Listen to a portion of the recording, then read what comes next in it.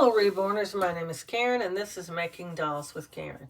We're back with Martin. He had his bake. He's had all his layers except his blush layer.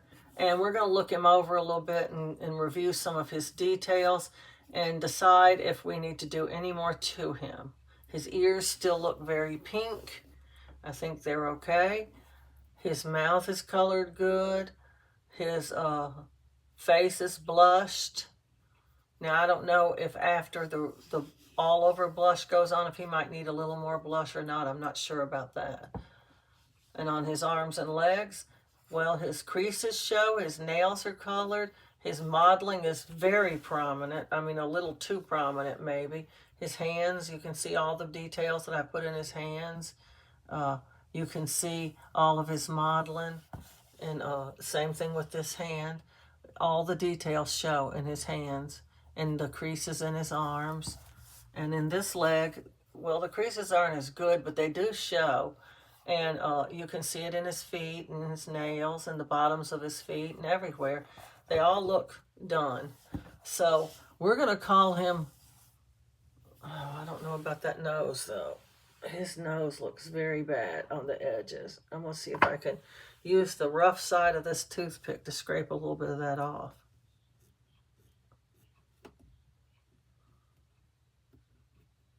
It's just right on, yeah, that's better.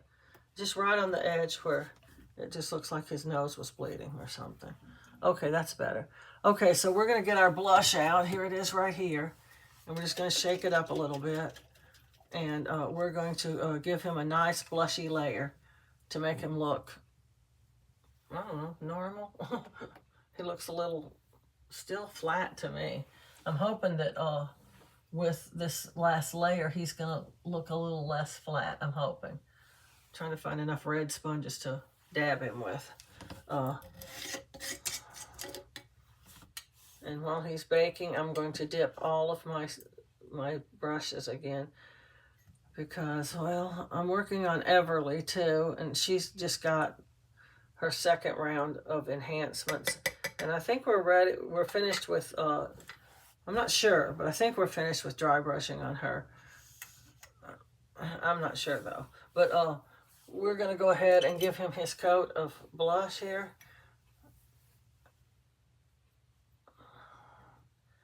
And we're going to hope that he's going to look okay. I have two Martins already finished and posted, and they both have brown hair. So this one's going to get blonde hair. Give people choices, you know.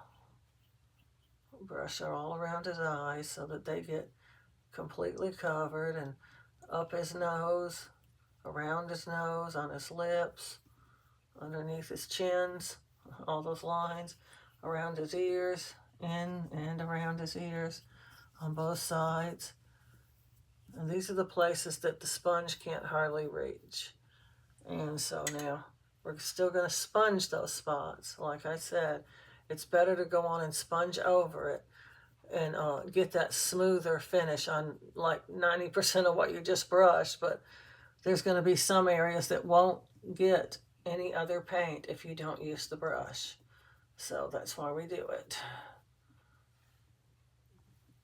Oh, I like the effect of the blush on top of the modeling on the back of his head. So I hope it looks that good on the rest of his body. Of course, half of this is purple, another half is that brown, because I was testing out, you know, the sponge first, and I used purple.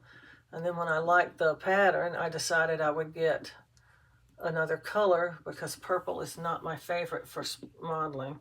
I wanted a brownish red like Presley had because I really loved his modeling. It was very, very pretty. And so I picked that ethnic lip nail and blush because it does have a little tiny bit of a brown hue to it. And it's a darker, deeper, different red. And that makes it more interesting, I guess you'd call it. I don't know. It certainly makes it a different color than purple. It's not close to purple. purple was my go-to color because it was the best color I had. And then after I saw Presley was done with that brownish color, I thought, oh man, that looks good. I'm going to start using a brownish color. I'm going to set him right there, and we'll come back to him and pound him a little bit more in a minute. But we're going to do his arms and legs first.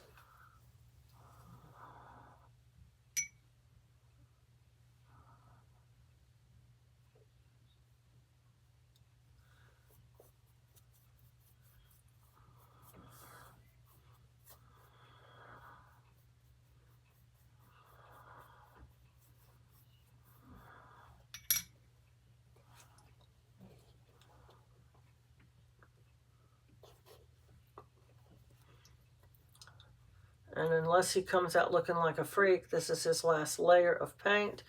And we'll put his eyes and his magnet in on the next step. And I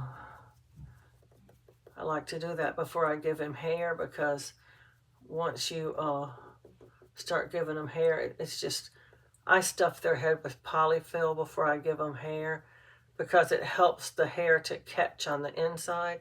And then when you go to start ripping all that polyfill out so you can glue it, it's just better that they already have their eyes. You might not get every bit of it out, and it might obscure where the eyes go or the magnet goes or something. And you don't want that. So I just put those in first, and then the glued in polyfill. I take 99.9% of all the polyfill back out of the head so I can glue the head, and then I put it back in, and it bonds with the hair and the glue, and it holds the hair in very, very well. And that's how I do it. Everybody has their own way to do it, and that's my way to do it. It is quite hard to get the polyfill back out. Before you pick that as your option, you should be warned that it takes a lot of time and energy to rip the polyfill away from the hair. Once the hair has been tangled into the polyfill and you're pulling out the polyfill, it's very tight to the hair, but you can get almost all of it out, especially enough to get the glue down on the hair. And then you just put the glue in, spread it around real good, and then just immediately put the polyfill back into the hair, into the head.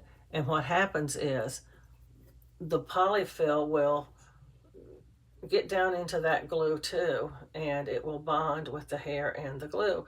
And it will form a bond that, okay, I'd like to see somebody take that hair out, even if they wanted to. I don't think they could. It's a very, very good seal. And it also helps the eyes and the magnet stay in better too, because, well, it's all over in there.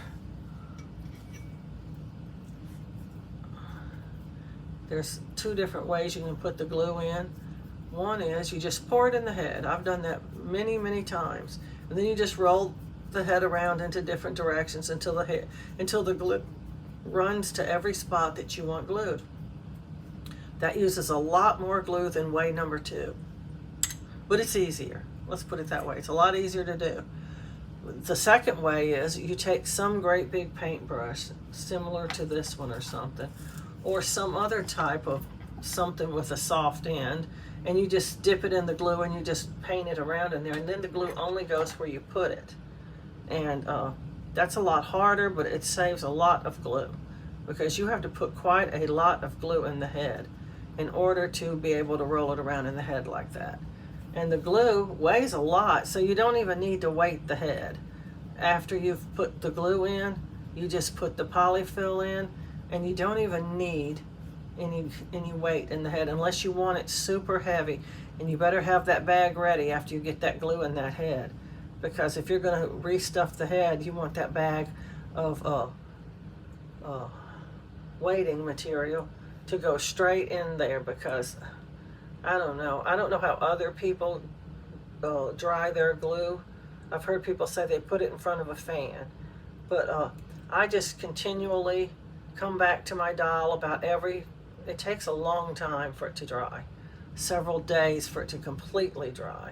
But if you don't roll the head every now and then, it's all in one spot. It all runs to one spot. It's like it's self-leveling. And whatever way you have the head propped, it's going to run to that area, almost every bit of the glue. So you have to keep turning the head.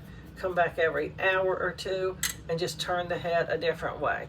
A little more, like slightly turn it every, until it's been turned every single way, and you think that the glue is mostly dry.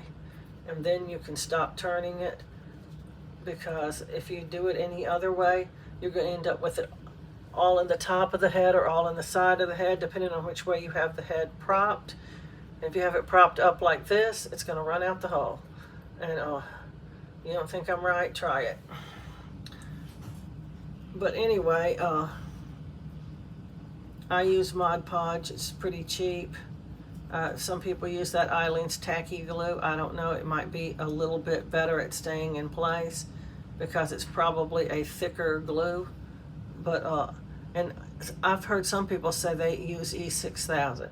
Now the first few heads I did, I used E6000 because I didn't have any Mod Podge, because they were the first heads I ever rooted, and E6000 is what I had on hand. And so I used it, and oh man, it takes so much of that.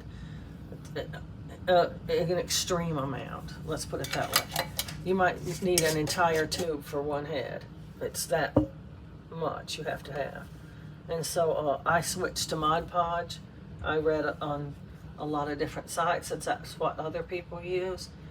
And I just buy the big bottle of Mod Podge, and it'll do $5 or $6.